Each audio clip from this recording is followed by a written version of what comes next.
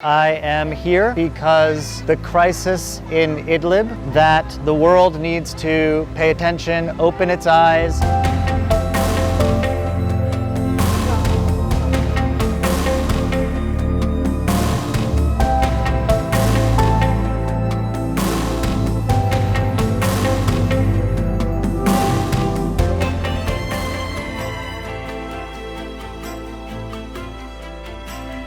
I'm here because I care about the Syrian people. They've suffered too much in the last 10 years, and I want to just help in any way I can, which is very little, but it's better than doing nothing.